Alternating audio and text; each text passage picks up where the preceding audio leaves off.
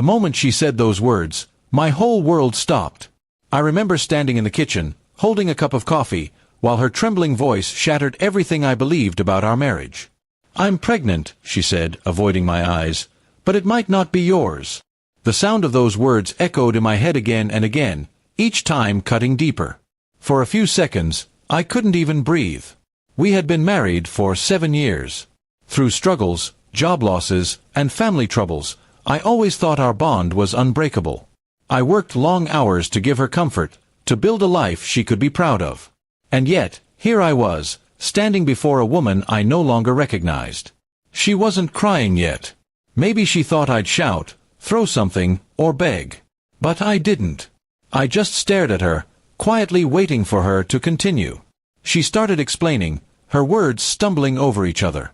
She said it just happened, that she didn't mean to hurt me, that it was a mistake.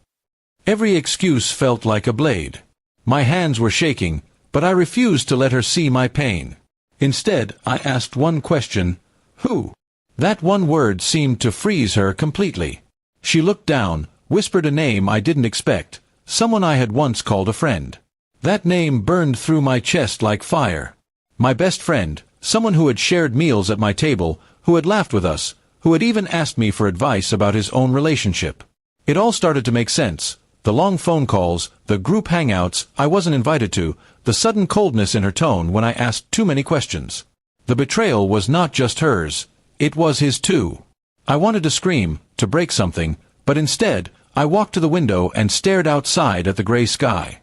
Rain had started falling, slowly at first, then heavier. She called my name softly, asking me to say something.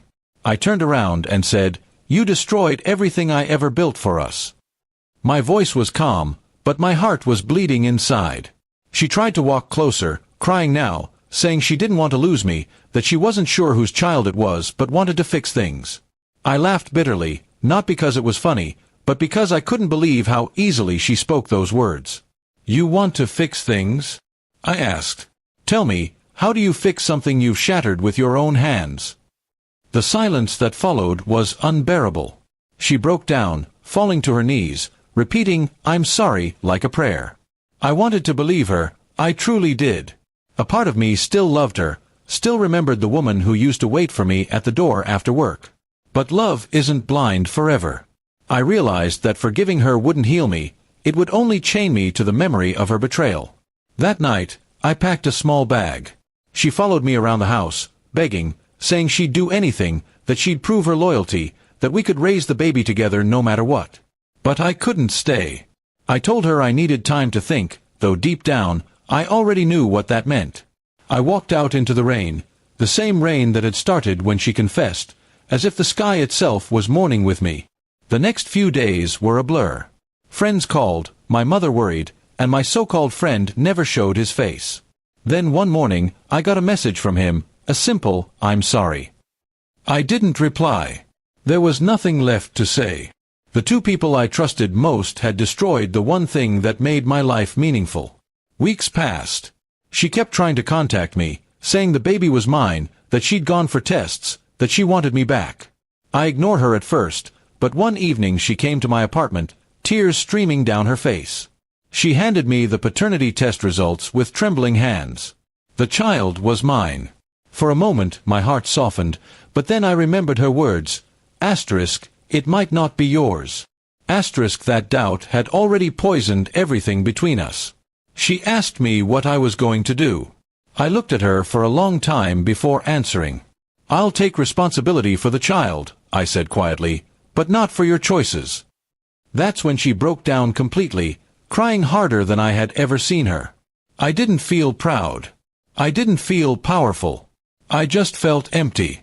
I realized forgiveness isn't something you give to someone who betrayed you, it's something you give yourself to move on.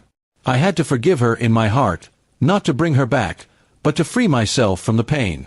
So I told her, "I forgive you." Her eyes widened, hope flickered in them, but before she could speak I added, "But I'm done." Those words made her cry harder than anything else. She understood it was over, not because of anger, but because love could no longer survive where trust had died. She left quietly, and I closed the door behind her, this time for good. Years have passed since that day. I still think about what happened sometimes, but not with bitterness anymore.